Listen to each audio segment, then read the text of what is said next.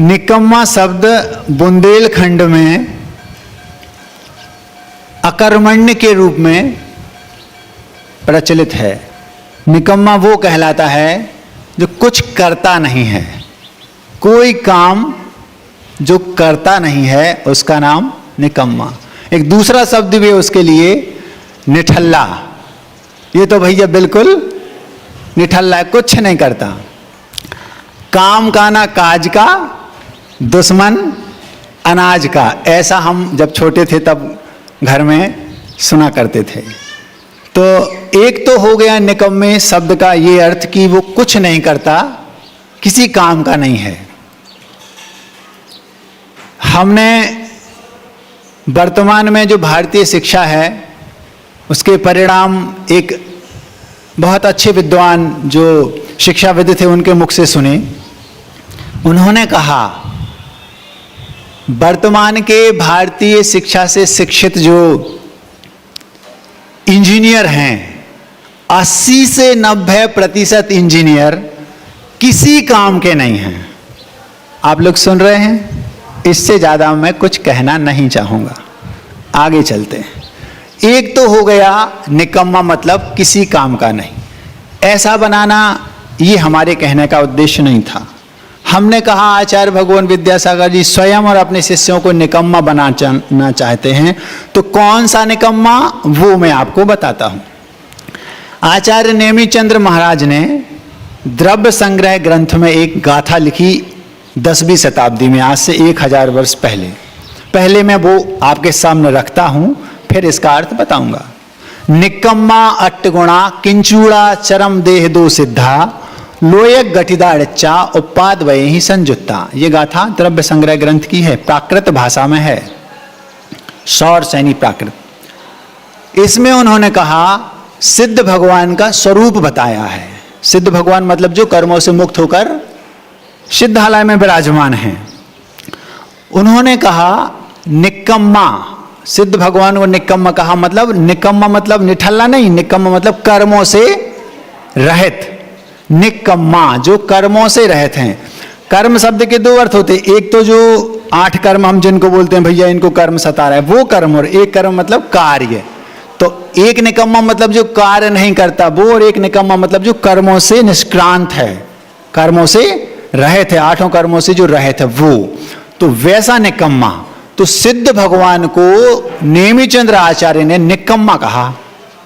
तो वो निकम्मा गुरुदेव स्वयं बनना चाहते हैं। सिद्ध बनना कौन नहीं चाहेगा? सिद्धालय में विराजमान होना कौन नहीं चाहेगा? मोक्ष प्राप्त करना कौन नहीं चाहेगा? हर गुरु और प्रत्येक शिष्य को वो यही चाहता है कि सारे के सारे शिष्य कर्मों के झंझट से मुक्त होकर निकम्मे बन जाएं। तो हमारे गुरु हमें निकम्मा बनाना चाहते हैं। उस कारिका का पूरा अर्थ मैं बता देता हूं। निकम्मा मतलब कर्मों से सिद्ध भगवान रहित हैं, 8 गुणा 8 गुणों से युक्त हैं। निकम्मा 8 गुणा किंचूणा चरम देह दो सिद्धा। जिस शरीर से, जिस अंतिम शरीर से उन्होंने मोक्ष प्राप्त किया उसकी जो हाइट है उससे किंचित कम, वो उनका वहां पर यद्यपि निराकार रहते सिद्ध भगवान, लेकिन फिर भी जो आउटलाइनिंग होती है वो उससे कम रहेगी, इसलिए किंचूणा कहा। और वो प्रति समय परिणमन कर रहे हैं, मतलब एक एक पल में नए नए प्रति समय में उनको नया नया सुख का अनुभव हो रहा है। उत्पाद और व्यय से युक्त हैं, जिसको अर्थ पर्याय बोलते हैं अगर कोई स्वाध्यायी हो तो। और लोग के अग्रभाग पर स्थित हैं। ये उस गाथा, पूरी गाथा का अर्थ है कि सिद्ध भगवान 8 गुणों से सहित हैं, 8 कर्मों से रहित हैं, लोग के अग्रभाग पर स्थित हैं, उत्पाद व्यय से युक्त हैं और अपने अंतिम चरम देह से कुछ कम है, ये वहां पर कहा।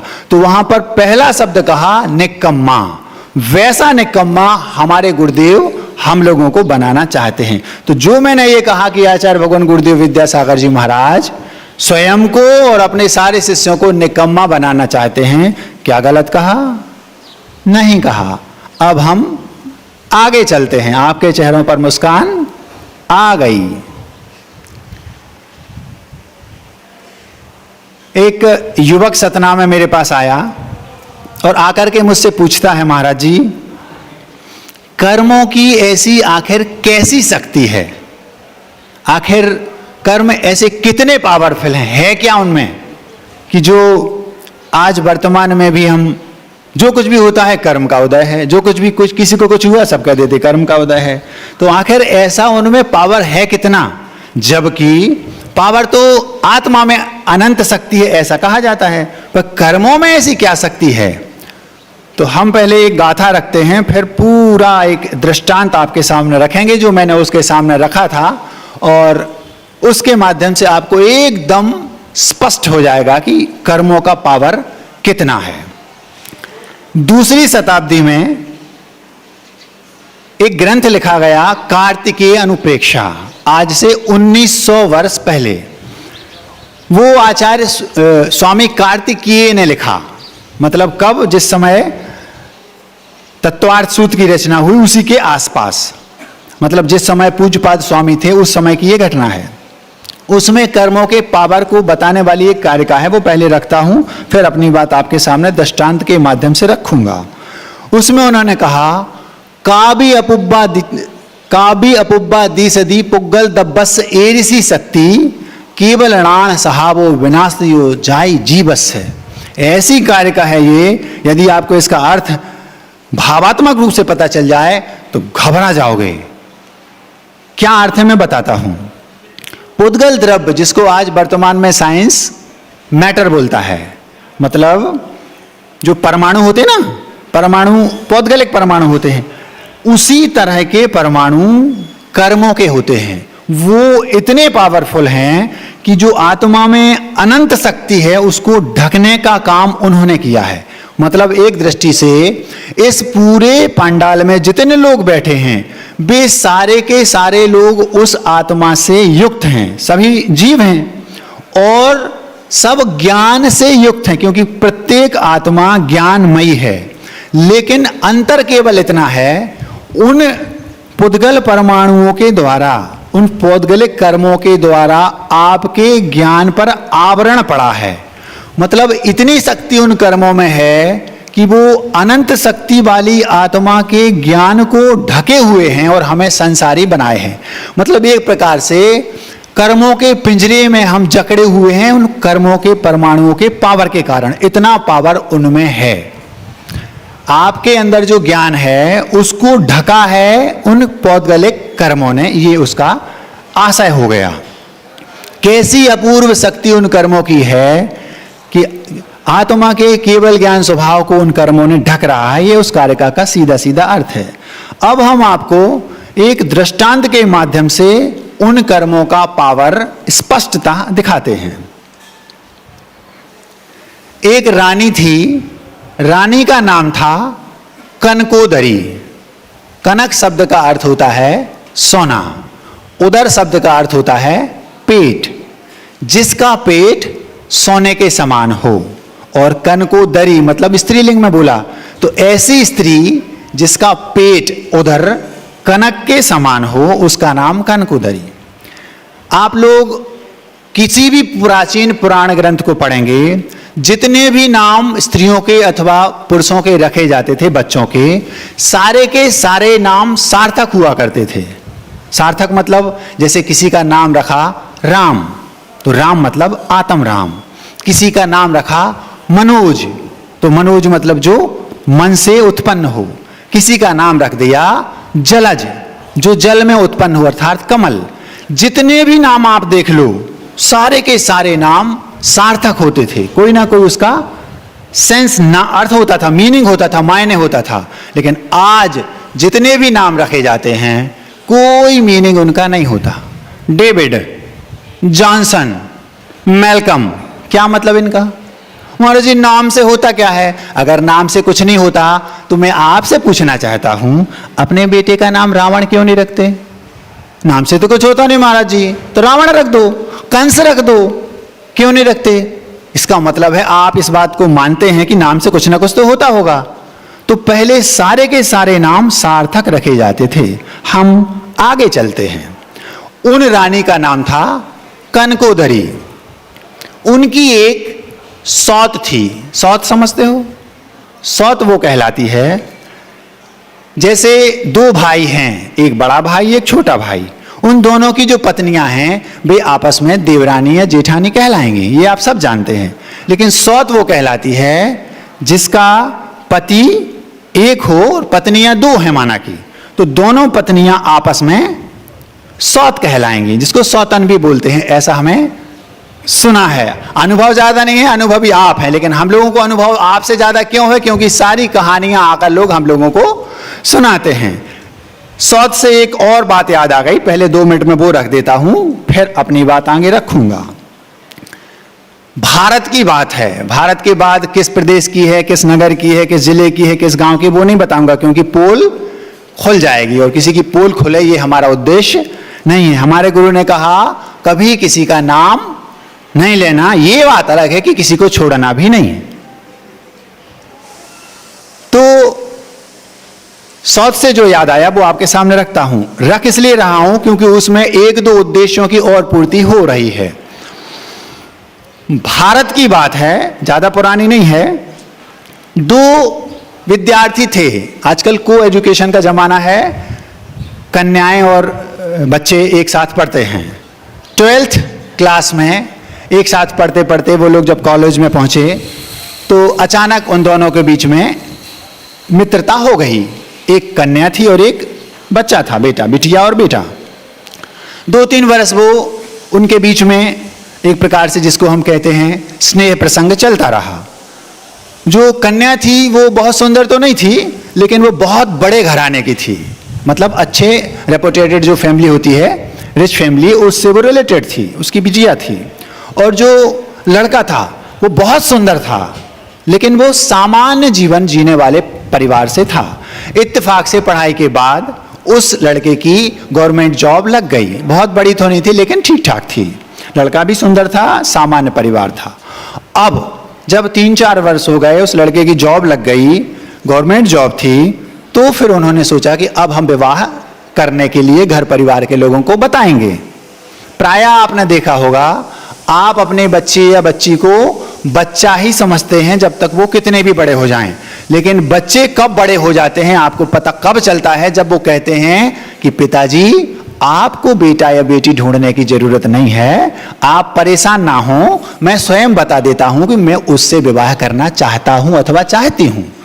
तो अब आपको पता चलता है कि मेरा बेटा या बेटी बड़ा हो गए, लेकिन वो पहले तो 4-5 साल पहले बड़े हो चुके थे। हम आगे चलते हैं। तो जैसे ही उस बिटिया ने अपने घर में बताया कि मैंने लड़का ढूंढ लिया है, आपको परेशान होने की जरूरत नहीं है, जबकि वो दोनों जैन थे। जब उस बिटिया ने उस बेटे के बारे में अपने परिवार के लोगों को बताया तो परिवार के लोग फोटो वगैरह देखा तो प्रसन्न रहे कि ठीक है भैया, और जब उसका देखा कि वो तो सामान्य गवर्नमेंट जॉब वाला है, छोटा सा, जबकि वो बहुत रसूखदार और बड़ी रिच फैमिली से रिलेटेड थे, उन्होंने उस बिटिया से तो कुछ नहीं कहा। उस बिटिया के जो भाई थे और पिता, वो सब उस लड़के के घर गए और उसको कान में किनारे पर ले जाकर समझा दिया। कान में समझाना समझते हो? कान में समझाना नहीं समझते? धमकी जो दी जाती है, एकांत में किनारे पर ले गए और ढंग से कड़क शब्दों में धीरे से समझा दिया, बेटा यदि अब स्वप्न में भी मेरी बहन तुम्हारे स्वप्न में भी आई तो आप इस दुनिया में मेहमान बन जाओगे। समझ में आया? मतलब जल्दी से जल्दी किसी योग्य कन्या से विवाह कर लो, मेरी बहन के बारे में सोचना भी नहीं, ये उसने बोल दिया। लड़का घबरा गया, अब बात करना भी बंद हो गया, क्योंकि उस लड़की पर, जो बिटिया थी, उस पर पहरा गहरा हो गया, बात भी नहीं कर पाती थी। तो वो लड़का बोलता मुझे कोई समस्या नहीं है, आप अपनी बहन से नाम भी मत लेना मेरी बहन का, चुपचाप, अपनी औकात पता है तुम्हें, ऐसा उसको कह के समझा दिया। अब बेटा डर गया और उसने सोचा मुझे कोई समस्या नहीं है, मैं तो स्मार्ट भी हूं और मेरा जो कुछ है मैं अपने में संतुष्ट हूं, और वो कोई बहुत बड़ी सुंदर थोड़ी है। मन में उसने ऐसा सोचा, कोई बात नहीं। आपको लगता है, जितने भी यहां पर लोग सुन रहे हैं उन्हें लगता है कि वो मेरे बिना एक पल भी नहीं रह पाएगा, लेकिन यदि आपको अपने कोई पुरानी बातें याद आ रही हों तो आप देख लो, जिनके साथ आप विवाह करना चाहते थे और वो ऐसे वादे करते थे कि वो आपके बिना एक पल नहीं रह पाएंगे, आज वो दूसरे के साथ आपसे कई गुना ज्यादा सुखी हैं। ज्यादा खोलना ठीक नहीं। उस लड़के ने दूसरी एक योग्य लड़की से विवाह कर लिया, लेकिन जो वो कन्या थी वो तो अड़ग थी। 2-3 वर्ष बीत गए, आखिर वो कन्या उसी का नाम रटती रही। जब उनके भाइयों ने कहा उसका विवाह हो गया है, उसके बेटे भी हो गए हैं, तुम्हारा दिमाग खराब है, उससे विवाह करोगी? मैं तो विवाह करूंगी तो उसी से। मैं ये दृष्टांत इसलिए रख रहा हूं, यदि आप दृढ़ निश्चयी हैं तो किसी भी क्षेत्र में आप अपने लक्ष्य को पाएंगे। पाने से दुनिया की कोई ताकत आपको रोक नहीं सकती। 2-3 वर्ष बीत गए। 2-3 वर्ष बीतने के बाद जब उस कन्या के सामने कोई दूसरा एक बायोडाटा लेके, हाँ ये लड़का है, ये देखने वाले आ रहे हैं, जो भी आता वो उन सब से कह देती मेरा विवाह तो हो चुका है। घर के लोग परेशान, अब क्या करें? जब 2-3-4 वर्ष बीत गए, आखिर वो जब भी उससे भाई और उसके पिता पूछते मैं विवाह करूंगी तो उसी से। अब जब अति हो गई तो एक दिन वही भाई जो किनारे पर ले जाके कान में उसको समझा के आए थे, वही उसके पास गए और उससे बोलते हैं ऐसी ऐसी समस्या है। वो कहती है मैं विवाह करूंगी तो उसी से। हमने उसको बता भी दिया है कि उसका विवाह हो गया है, उसके 2 बच्चे भी हैं। मैं कुछ नहीं जानती, मैं विवाह करूंगी तो केवल उसी से। जब इस बात को उस लड़के को बताया, बार बार बताया, तो वो कहता है भैया मेरा जीवन बर्बाद करना चाहते हो क्या? मेरी शादी हो चुकी है, मेरे बच्चे हैं, मेरी आपको मुझसे कोई दुश्मनी है? और आप ही ने तो कहा था, मैं तो तैयार था। भैया अब वो जो कान में उसको समझाते थे, धमकी दे के आए थे, वो हाथ जोड़कर उससे कह रहा है भैया उससे विवाह कर लो। कैसे भी मेरी हाथ जोड़ रहा है, पैर छू रहा है, नाक रगड़ रहा है, जो तुम्हें चाहिए वो ले लो। खूब समझाया। अब वो यद्यपि उसकी पुरानी मित्र थी, परिचित भी था उसके नेचर से भी, और वो जानता था कि वो विवाह करेगी तो मुझसे ही। उसने अपनी पत्नी के सामने अपनी बात रखी। ऐसी ऐसी बात है, वो मान ही नहीं रही है। पत्नी भद्र थी, वो कहती थी कि आप दुनिया में किसी को भी पसंद करो, मेरी पसंद तो केवल आप हैं, मेरे भगवान तो आप ही हैं, और आपकी प्रसन्नता में ही मेरी प्रसन्नता है। आजकल स्त्रियों का अपने पति के प्रति हो सकता है थोड़ा बहुत परिवर्तन आ गया हो ऐसी सोच में, लेकिन वो जो कन्या थी उसने स्पष्ट कह दी, कन्या मतलब पत्नी, उसकी जो पत्नी थी वो बोलती है आपकी प्रसन्नता में ही मेरी प्रसन्नता है, जो आप चाहें सो मैं स्वीकार करती हूं। बोले क्या मैं उससे शादी कर सकता हूं? कर लो, तो तुम्हारे साथ रहेगी, मुझे कोई दिक्कत नहीं, आपकी प्रसन्नता यदि है तो मुझे कोई समस्या नहीं। ऐसा उस पत्नी ने अपने पति से कहा। महाराज ऐसी बातें हमें मत सुनाओ, सुन लिखा है या हुआ है ऐसा तो सुनाना तो पड़ेगा। उद्देश्य हमारा कहने का दूसरा, इसलिए रख रहा हूं। आखिर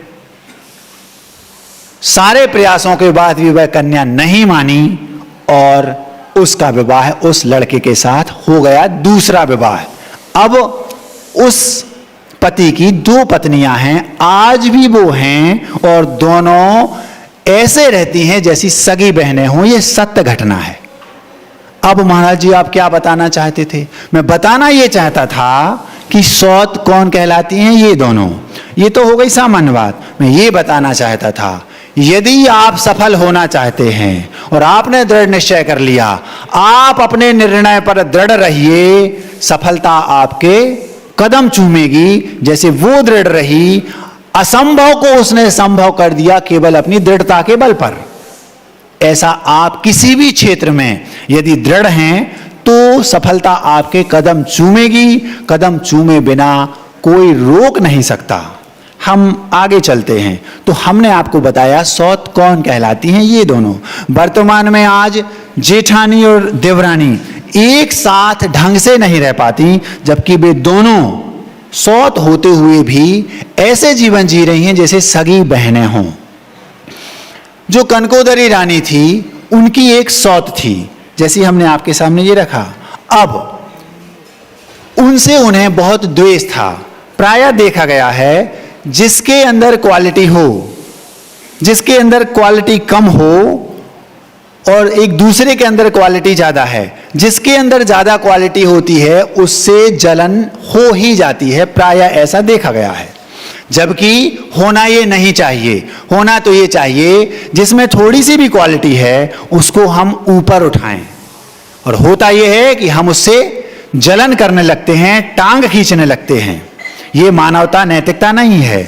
तो उस सौत से उसको जलन थी, बहुत द्वेष होता था क्योंकि वो टैलेंटेड थी। अब उस टैलेंट के कारण उससे उसको बहुत जलन होती थी, और जलन होने के कारण एक दिन उसने उसी जलन के बल पर भगवान के वो दर्शन ना कर पाए, इस उद्देश्य से भगवान की प्रतिमा को कुछ समय के लिए छुपा दिया। भगवान की प्रतिमा को छुपाने का उसे बहुत आनंद आया कि ये अपने काम में सफल नहीं हो पा रही है, क्योंकि जिससे हमें जलन होती है हम प्राय ये चाहते कैसे भी इसका काम बिगड़ जाए। हमने सम्यक दृष्टियों के बारे में ये सुना है, कोई भी सम्यक दृष्टि जीव, उसको भगवान के अथवा मुनिराज करने से वो गदगद भाव आता है जितना गदगद भाव एक किसान को अपने खेत में खड़ी फसल को देखकर आता है, जितना गदगद भाव, जितना आह्लाद, जितना आनंद एक बेटे को अपने घर के आंगन में किलकारियां मार मार कर खेलते हुए बच्चे को देखकर एक मां को आता है, उससे भी कई गुना ज्यादा आनंद एक सम्यक दृष्टि जीव को, एक दिगंबर मुद्रा को अथवा भगवान की प्रतिमा को देखकर आता है। यदि आपको भगवान की प्रतिमा को देखकर अथवा एक दिगंबर मुद्रा को देखकर इतना आनंद आ रहा है, किसी से पूछने की जरूरत नहीं है, आप सम्यक दृष्टि हैं। और यदि नहीं आ रहा है तो अभी आपको अपने सम्यक के लिए प्रयास करना पड़ेगा, और एक बार सम्यक दर्शन हो गया, मुक्ति का टिकट पक्का। अर्धपुद्गल परावर्तन काल के अंदर अंदर आप भगवान बनेंगे, ये फैक्ट है, नियम है। हम आगे चलते हैं। उस प्रतिमा को कुछ समय के लिए छुपाने का, कर्मों का आश्रय उसको कितना हुआ आप कल्पना भी नहीं कर सकते। आप जिन कर्मों को हंस हंस कर बांधते हैं, जब उनका परिपाक उदय आता है तो वे रो रो कर भी नहीं कटते हैं। हमें पता ही नहीं चलता हमने कर्म कब बांध लिए। प्रतिमा को, भगवान की प्रतिमा को उसे दर्शन नहीं करने देना, इतने के लिए उसने तीव्र कसायिक भावों से छुपा लिया। परिणाम क्या निकला आपके सामने रखता हूं। ये कहानी हनुमान के माता पिता की है। हनुमान की मां का नाम था अंजना और पिता का नाम था पवनंजय।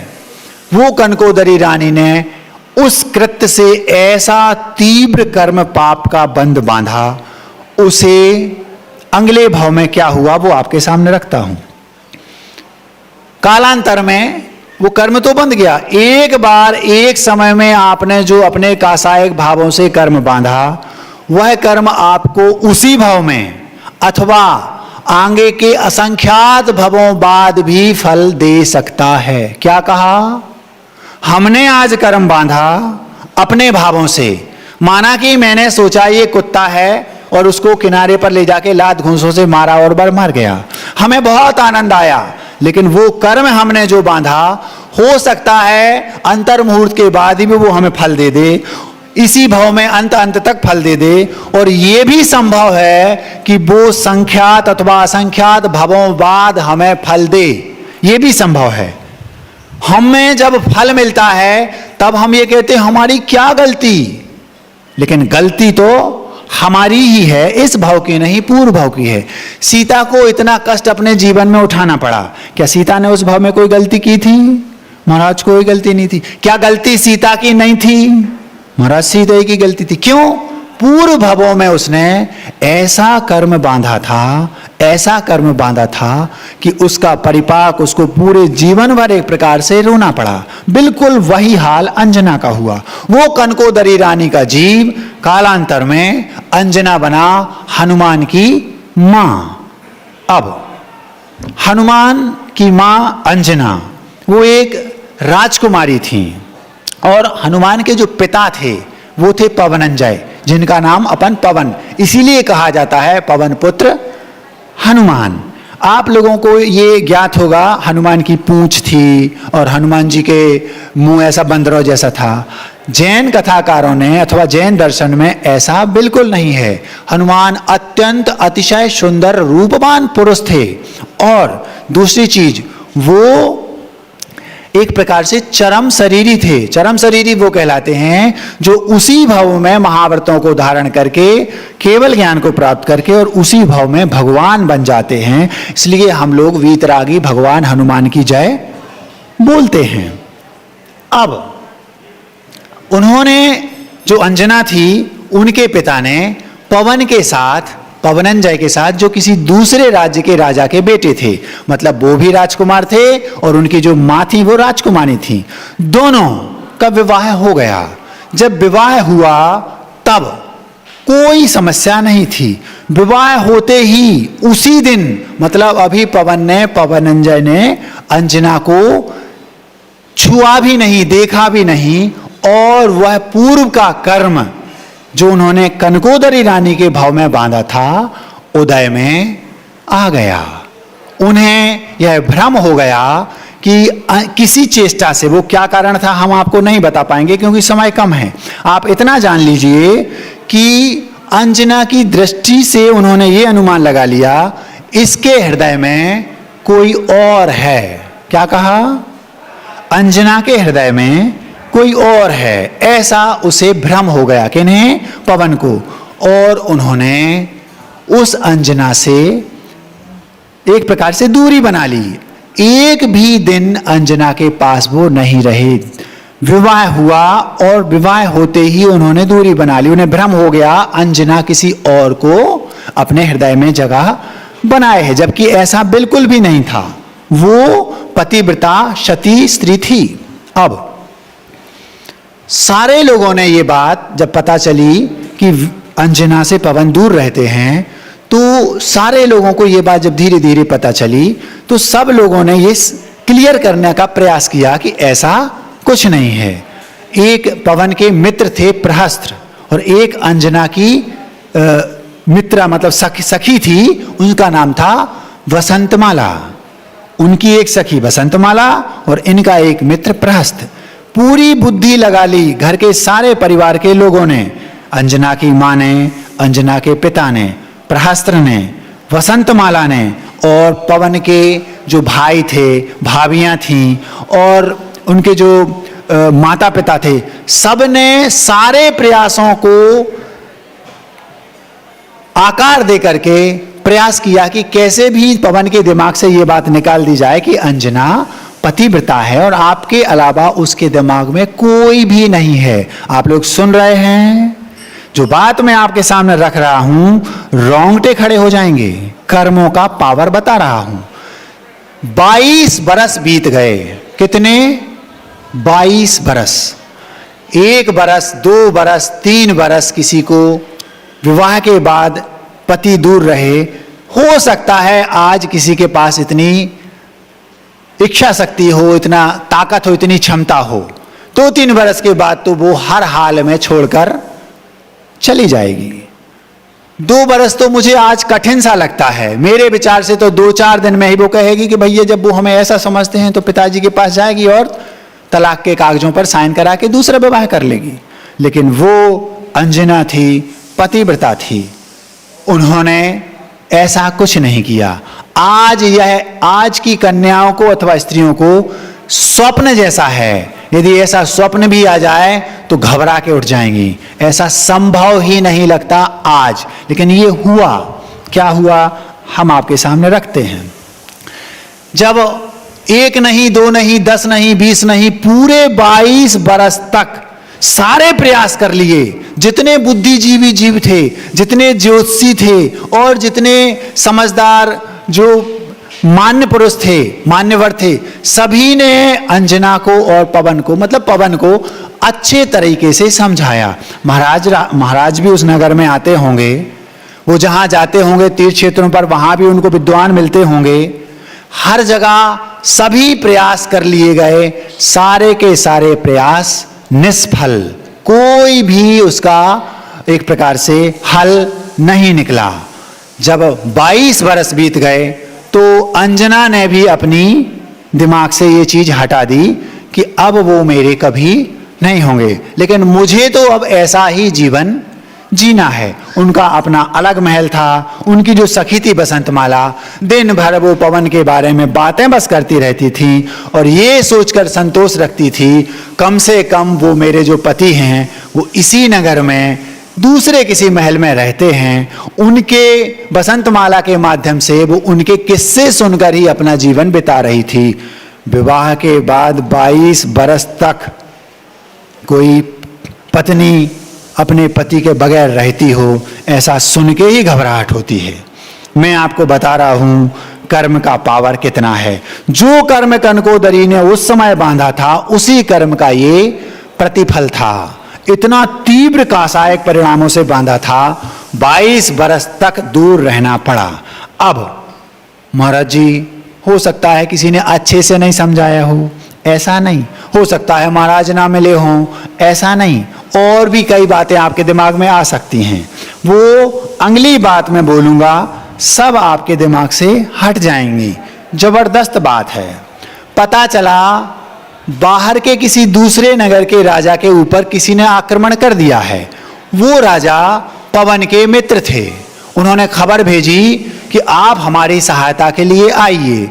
जब पवन, हनुमान के पिता, उनकी सहायता के लिए युद्ध करने जाने लगे तो पहले ये होता था, माँ, पत्नी और घर के सारे लोग उनकी आरती उतारते थे कि आप युद्ध में जा रहे हैं, विजयी भव। आपने रामायण में जब युद्ध होता था उस समय आपने देखा होगा कि रावण को, मेघनाथ आदि को, जो उनकी रावण की जो पत्नी थी मंदोदरी आदि, पुत्र को और पति को तिलक लगाकर आरती उतारकर विजयी भव ऐसा कह करके भेजा करती थी। तो जब पवन उस युद्ध में अपने मित्र की सहायता के लिए जाने लगे, प्रहस्त भी साथ में थे, तो सारी जो उनकी माएँ थी, बड़ी माँ आदि और पत्नी आदि थी, सब उनके पास खड़ी और उनकी आरती उतारने के लिए तत्पर थीं। अंजना भी वहां पहुंच गई।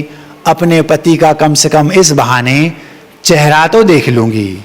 जब वह वहां पहुंची, आरती थी, सबके पास एक एक कर कर पवन आ रहे थे और जहां अंजना खड़ी थी दूसरी ओर मुख करके आगे निकल गए, देखा भी नहीं उसकी ओर। ये बात सभी ने देखी। ये बात आगे बहुत इंपॉर्टेंट है, इसलिए ध्यान से सुनना और दिमाग में भी रखना। सबने देखा कि पवन ने अंजना की ओर देखा भी नहीं और उसने दूर से ही यूं ही आरती उतार ली और आगे चले गए। प्रहस्त उनके साथ था। उनके पास विमान हुआ करते थे। आज जैसे पेट्रोल डीजल आदि वाले विमान नहीं, उस समय वो उनके पास वो विद्याधर आदि होंगे, तो वैसे विमान हुआ करते थे जैसे आपने फिल्मों में देखे हैं अथवा रामायण आदि महाभारत आदि में देखे हैं। जब वो चले गए, अब अंजना ने सोचा 6 महीना 1 वर्ष तक तो अब मुझे उनके दर्शन भी नहीं होंगे। और उस समय ये आज जो यूट्यूब वगैरह चलता ना, उस समय तो ऐसे कोई सोशल मीडिया के साधन उपलब्ध थे नहीं, तो हुआ क्या ये भी पता नहीं चलेगा। 1 वर्ष तक उनका अब हमें किस्सा सुनने को नहीं मिलेगा। ये भी हो सकता है कि हो सकता है वहां पर वो युद्ध क्षेत्र में मारे जाएं, ये भी हो सकता है, क्योंकि कोई जरूरत ही तो है नहीं, क्या होगा। कोई बात नहीं, ध्यान से सुनना। मैं वो बात बोलने जा रहा हूं जो इस पूरे वक्तव्य का सार है। रात्रि में वो वहां पहुंच गए जहां पर युद्ध होना था। सारे योद्धा वहां पर शिविर में एकत्रित थे। अब एक ऐसी अद्भुत, अपूर्व, आश्चर्यकारी घटना घटी जिसे सुनकर आप दंग रह जाएंगे। वो घटना क्या थी? प्रहस्त और पवन आपस में बातें कर रहे थे कि अचानक सामने देखा एक चकवी। चकवा समझते हो? सुमतिनाथ भगवान का जो चिन्ह है ना, चकवा। हम लोग जब पाठशाला पढ़ते थे उस समय ये रटाया गया था। पहले ऋषभनाथ बैल का चिन्ह, दूसरे ऐसा ऐसा पढ़ाया गया, 5वें सुमतिनाथ चकवे का चिन्ह। चकवा मतलब एक पक्षी। चकवा और चकवी ये 2 होते हैं। वो पति पत्नी अपन जिसको अपनी भाषा में बोल सकते हैं। कबूतर कबूतरी आप अपनी भाषा में अलग तरीके से बोलते हैं। एक चकवी विलख रही थी, आकुल व्याकुल हो रही थी। अचानक पवन की नजर उस चकवी पर पड़ी और देखते ही प्रहस्त से पूछा, अपने मित्र से पवन ने, ये क्या है?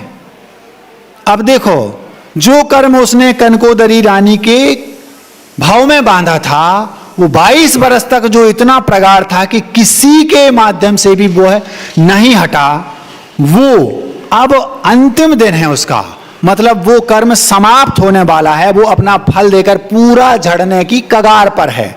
इतना हो गया आंतरिक कर्मों का प्रतिफल जो था वो पावर। अब कर्मों का पावर जो बांधा था बिल्कुल अंतिम स्टेज पर है। प्रहस्त बोलते हैं ये चकवी है, तो ये बिलख क्यों रही है? ये अपने चकवे की याद में बिलख रही है। जैसे ही पवन से ये कहा, मतलब ये इसका जो पति है वो अभी यहां नहीं है, हो सकता है छोड़कर चला गया हो सकता है कहीं दूर गया हो, उसने समय दे दिया हो कि मैं यहां इस समय आ जाता है, नहीं आया हो। ये इतनी आकुल व्याकुल हो रही है। फिर मेरी अंजना तो 22 बरस से मैंने तो उसको एक बार देखा भी नहीं, उसका क्या रहा होगा? तो प्रहस्त कहते हैं आज तुम्हें यह बात समझ में आ रही है। 22 बरस से हजारों लोग आपको समझा चुके, आज तक नहीं आई थी। मैं पूछना चाहता हूं क्यों नहीं आई थी? ये है कर्म का पावर। मैं आपको यह बताना चाह रहा था शुरू से कि कर्मों का पावर कितना होता है। आपके जीवन में कई बार ऐसा हुआ होगा जब आपके सामने ये स्थिति बनी होगी कि आप किसी काम को करना चाहते हैं लेकिन वो सफल नहीं हो पा रहा है। आपने दूसरे तरीके से किया फिर भी आप सफल नहीं हो पा रहे, आपने तीसरे तरीके से किया आप फिर भी नहीं सफल हो पा रहे। रात दिन आपके दिमाग में केवल वही काम रहता है, मुझे इसे हर हाल में करना है। लेकिन कई प्रयासों के बाद भी यदि आप उस काम को नहीं कर पा रहे, आप उसे छोड़ दीजिए, क्योंकि अभी कर्मों का उदय तीव्र है। जब कर्मों का मंदतम उदय आएगा, जब वो कर्म आपने जो पूर्व में बांधा है उसका विपाक मंदा पड़ जाएगा, तो आपको बड़े बड़े प्रयास नहीं करने पड़ेंगे, छोटा सा प्रयास भी कार्यकारी हो जाएगा। जैसा उन पवन के साथ हुआ। हजारों सैकड़ों हजारों विद्वानों ने जो बात पवन को 22 वर्ष तक समझाई, समझ में नहीं आई। कर्म का उदय मंद पड़ते ही, उस कर्म का फल समाप्त होते ही एक पक्षी ने वो बात उन्हें समझा दी। अब देखो पागलपन। अब प्रहस्त, मैं अंजना के बिना एक पल भी नहीं रह सकता। 22 बरस तक तुम जिसके बिना रहे, अब एक पल नहीं रह सकते। हां प्रहस्त, अभी चलो, तुम्हारा दिमाग खराब है। अपन यहां युद्ध करने के लिए आए हैं, सुबह से युद्ध होना है, हम शिविर में बैठे हैं और आप कह रहे हो अभी चलो। मैं कुछ नहीं जानता, अभी चलो। ये जब इस चकवी का ये हाल है तो उस बेचारी अंजना का क्या हो रहा होगा? मैं कुछ नहीं जानता, अभी चलो। प्रहस्त बोलते हैं ठीक है, तुम्हें बात समझ में आ गई, लेकिन थोड़ा धैर्य रखो। हम युद्ध करते हैं, 2, 4, 6 महीने में, 15 दिन में, 8 दिन में युद्ध समाप्त हो जाएगा, फिर हम चलेंगे। मैं कुछ नहीं जानता, अभी चलो। तुम्हारा दिमाग खराब हो गया। जैसे 22 वर्ष तक उसको समझाया था, वैसे ही ये फिर समझा रहा है उल्टे तरीके से। भैया आप थोड़ा धैर्य तो रखो, मैं कुछ नहीं जानता, अभी चलो। और आखिर प्रहस्त हार गए। उसी विमान से आधी रात में अंजना के महल पर वो विमान उतारा गया और बसंतमाला वहां बाहर सो रही थी। उससे कहा पवन आए हैं। दिमाग खराब हो गया उसका, हो नहीं सकता ये। बोले देखो ऐसे, उसने सारी घटना जल्दी जल्दी सुना दी।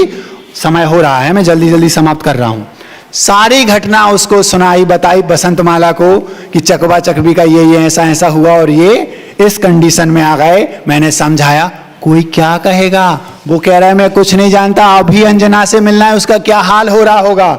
और अंजना को जब बसंतमाला ने अंदर जाके बताया पवन आए हैं, उनका विमान छत पर उतरा है, वो बोलती है दुनिया मेरा मजाक उड़ा रही है, तुम भी उड़ा रही हो। नहीं नहीं, मैं सही कह रही हूं, देख लो। और पवन अंदर गए, पूरी रात अंजना के साथ रहे और सुबह होने से पहले उसी विमान से वो वापस चले गए। अब एक और नया झंझट। वो कर्म तो टूट गया, लेकिन हनुमान उनके गर्भ में आ गए। अब दूसरे दिन तो कुछ नहीं, ये तो बहुत प्रसन्न थी। 1-2 माह बाद वो तो वापस चले गए वहीं, गर्भ दिखने लगा। तो अब कौन समझाएगा, कोई घर का सदस्य मानेगा? मेरी आंखों के सामने जब तुम वो जा रहे थे तो उसने तुम्हारी ओर देखा नहीं, और तुम कहती हो वो रात में आए थे, हमारी छत पर विमान उतारा था। 22 बरस तक जिसने तुम्हें देखा नहीं, अभी आधी रात में वो तुम्हारे पास आए, तुम्हारा दिमाग खराब हो गया है? तुम सत्य नहीं कह रही हो। किसी ने नहीं माना और उसको घर से निकाल दिया। उन्होंने कहा भैया अपनी माँ के पास जाते हैं। तो वो बसंत माला के साथ अंजना, अब दूसरे कर्म का उदय आ गए जो और कोई बांधा होगा, अपने माँ के पास गई, वहां उद्यान में ठहरी, बसंत माला को भेजा जाओ, किसी ने नहीं सुनी और आखिर उन्हें दोनों को जंगल में जाना पड़ा। अब गर्भ में हनुमान हैं और जंगल में रानी जंगल में भटक रही, कोई उसको सहारा नहीं दे रहा। जंगल में पुण्य के उदय से एक शिला पर मुनिराज दिख गए। कहानी बहुत लंबी है, 2 या 3 मिनट में समाप्त कर रहा हूं क्योंकि घड़ी आपकी हमें इजाजत नहीं दे रही है। मुनिराज चारण रिद्धिधारी थे, अवधि ज्ञानी थे। बसंतमाला मुनिराज को देखा अंजना ने और बसंतमाला ने गदगद हो गए, और जैसे ही गदगद हुए नमोस्तु किया। बोले महाराज इनके कर्मों का ये कैसा खेल है, कब तक चले? चिंता नहीं करो, इसके गर्भ में चरम शरीरी है, बहुत जल्दी सब कुछ ठीक होने वाला है। और वो मुनिराज विहार कर गए। अब उन हनुमान का जन्म उसी जंगल में हुआ। कौन? 2, केवल अंजना और बसंतमाला उनकी सखी। अब वो पवन वापस आ गए। जैसे ही घर आए तो सबसे पहले अंजना माँ से पूछा तो माँ बोली तुम्हारा दिमाग खराब हो गया। माँ वो सच कह रही थी, हो मैंने तो उसको भगा दिया। कहाँ भगाया? उसने तुरंत किसी से कुछ नहीं बोली और तुरंत अंजना को ढूंढने उसकी अंजना की माँ के घर, मतलब उसके मायके, मतलब पवन अपनी ससुराल पहुंचे। वहां गए तो अरे ऐसा था, मैंने तो उसको भगा दिया। हमने सोचा वो तो एक प्रकार से कैरेक्टर लेस है, लूज कैरेक्टर है, ऐसा समझ के उसको भगा दिया। अरे मैं आया था। अब वो ढूंढ रहे पागलों की तरह पवन उसको, कहाँ? जंगलों में। कई सारे लोगों को लगा दिया। आखिर जब हनुमान का जन्म हो गया तो वो अंजना उनमें से किसी को मिल गई और वो अपने विमान में और अंजना को और हनुमान को रखकर ले जा रहे थे। तो रास्ते में वो हनुमान उचक कूद करते हुए उस विमान से नीचे गिर गए।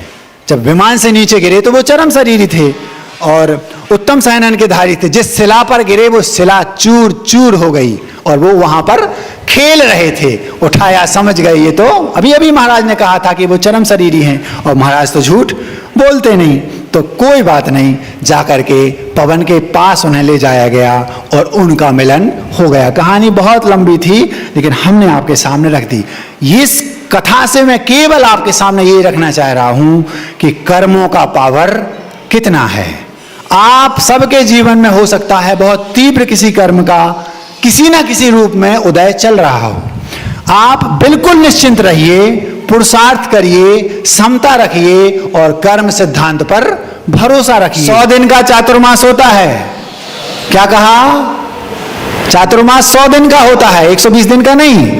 दिवाली के दिन से लगा लेना, दिवाली मतलब 3.5 महीने का, उसमें 4-5 दिन टूट जाते हैं। तो 100 दिन में से आज 9वां अथवा 10वां दिन है, तो 10% चातुर्मास तो निकल चुका है। इसलिए आप जल्दी जल्दी जल्दी जो कुछ करना जल्दी जल्दी कर लो। 2 प्रकार के लोग होते हैं, एक वे जो कहते हैं आज करे सो काल कर और काल करे सो परसों। जल्दी जल्दी क्यों करता है, अभी तो जीना बरसों। और एक वो होते हैं जो कहते हैं काल करे सो आज कर और आज करे सो अब, और पल में प्रलय होत है बहुरी करेगा कब। तो आप अपना दिमाग लगा लो, आप किस कैटेगरी में आते हैं। यदि आपको ऐसा लगता है कल करेंगे तो हम मिठाई आपको फिर कभी सुना देंगे, और अगर आपको लगता है अब भी सुन लो, कल का कोई ठिकाना नहीं, तो सुन लो, सुनाए देते हैं। एकदम ताजा माल है, अभी किसी के सामने रखा नहीं गया है। शीर्षक है मानो या ना मानो बात तो सही है। क्या शीर्षक है? मानो या ना मानो बात तो सही है। खुद को मैं जानूं जो वैसा कोई जाने ना, मैं मुझे जैसा जानता हूं भगवान भी मुझे वैसा नहीं जानते। महाराज जी ये कैसी बात है, वो तो सर्वज्ञ हैं, वो तो सब जानते हैं। मैं मुझे संवेदनात्मक जानता हूं, मेरा संवेदन मैं स्वयं कर रहा हूं, लेकिन आप अपना संवेदन कर रहे हैं। मुझे आप ज्ञानात्मक तो जानते हैं, लेकिन संवेदनात्मक कोई भी जीव किसी दूसरे को कभी जान नहीं सकता। भगवान भी क्यों ना हो, वो केवल अपने आप को संवेदनात्मक मतलब अनुभवात्मक मतलब एहसास जिसको होता है वैसा जान सकते हैं। सबको वो जानेंगे तो केवल ज्ञानात्मक ही जानेंगे। जैसे मैं आपको जानता हूं कि आप हैं, और मैं मुझे भी जानता हूं कि मैं हूं, तो मैं मुझे संवेदनात्मक अनुभवात्मक जान रहा हूं और आपको ज्ञानात्मक जान रहा हूं। इस अपेक्षा से भगवान भी मुझे वैसा नहीं जानते जैसा मैं स्वयं को जानता हूं। खुद को मैं जो जानूं वैसा कोई जाने ना, जैसा मैं मुझे वैसा ईश्वर पहचाने ना।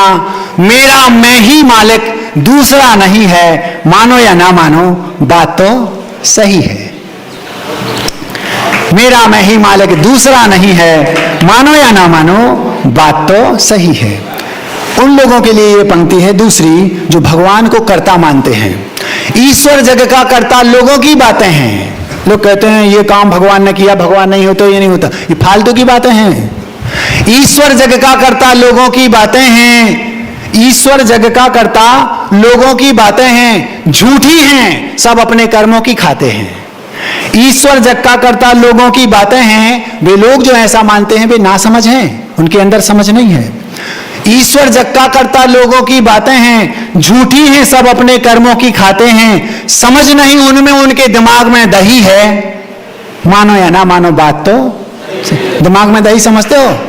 जिसके दिमाग में दही है मतलब मूर्ख, जो ना समझ होता है उसके अरे भैया इनके दिमाग में तो दही भरा है, इन्हें कुछ समझ में नहीं आता। ईश्वर जग का कर्ता लोगों की बातें हैं, झूठी हैं, सब अपने कर्मों की खाते हैं। समझ नहीं उनमें, उनके दिमाग में दही है, मानो या ना मानो बात तो सही है। सब में भगवत शक्ति मक्खी लट मच्छर हो, चाहे मक्खी हो, चाहे मच्छर हो, चाहे चींटी हो। हम जैन एक छोटे से छोटे जीव को क्यों बचाते हैं? प्रत्येक भव्य जीव में भगवान बनने की शक्ति है।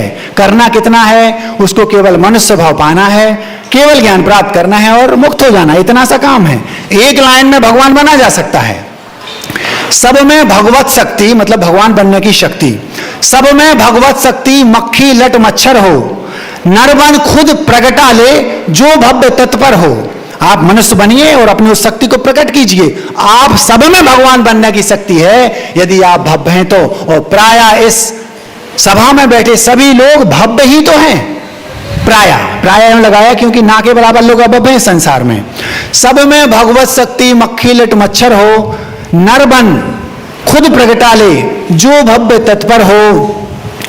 किसी भी ईश में किसी भी ईश का योगदान ही नहीं है, मानो या ना मानो बात तो सही है।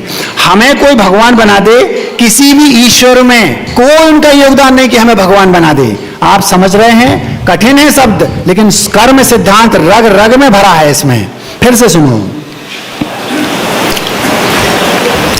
सब में भगवत शक्ति मक्खी लट मच्छर हो, सब में भगवत शक्ति मक्खी लट मच्छर हो, नरबन खुद प्रगटा ले जो भव्य तत्पर हो। किसी भी ईश का तो योगदान ही नहीं है, मानो या ना मानो बात तो सही है। महाराज जी तीर्थंकर बनते हैं, कोई भगवान बना देता है उनको, अथवा तीतर बनते हैं, कोई बना देता होगा। अपने ही कर्मों से तीतर या तीर्थंकर, अपने ही कर्मों से तीर्थंकर या तीतर बनते हैं, बांधे जो पहले से हैं भीतर। हमें दिखाई नहीं देते हमारे कर्म, लेकिन वो हमारे अंदर पहले से बंधे हैं। हमारे आत्मा के प्रदेशों में वो कर्म प्रदेश एक मेघ है, दूध पानी की तरह है। अपने ही कर्मों से तीर्थंकर या तीतर बनते हैं, बांधे जो पहले से हैं भीतर। कर्म बिना किसी और में, कर्म बिना किसी में ये ताकत नहीं है। आपको तीर्थंकर बनाएगा तो कर्म आपके ही, आपको तीतर बनाएगा तो भी कर्म आपके ही, जो आपने पूर्व में किए हैं। अपने ही कर्मों से तीर्थंकर या तीतर बनते हैं, बांधे जो पहले से हैं भीतर। कर्म बिना किसी में ये ताकत नहीं है, मानो या ना मानो बात तो सही है। इस सच को जानो और खुद को पहचानो तुम। ये जो सत्य है इसको आप जानिए और अपनी कीमत को पहचानिए कि आपके अंदर वो शक्ति है जो शांतिनाथ में कभी हुआ करती थी। अंतर केवल इतना है, उन्होंने उस शक्ति को प्रकट कर लिया और आपने अभी तक उसको प्रकट नहीं किया है। आप में और भगवान में कोई अंतर नहीं है। वो बने बनाए भगवान हैं और ये बनने वाले भगवान है, केवल इतना अंतर है बस। क्या कहा? वो बने बनाए भगवान हैं और ये आचार्य विद्यासागर जी, ये तीनों चारों, आप भी चाहें तो दीक्षा ले लो, ऊपर आ जाओ, आप भी बनने वाले भगवान हैं। तो अंतर केवल इतना है, वो बने बनाए भगवान हैं और ये बनने वाले भगवान हैं। इस सच को जानो और खुद को पहचानो तुम। ईश्वर को कर्ता ना कर्मों को मानो तुम। निक्कम्मा बनने का रास्ता यही है, मानो या ना मानो बात तो सही है। अहिंसा परमो धर्म की जय। बोधि समाधि परिणाम शुद्धि स्वात्मोपलब्धि शिव शौक सिद्धि चिंतामणिम चिंतित वस्तुदाने तम मंद मानस ममास्तु देवी।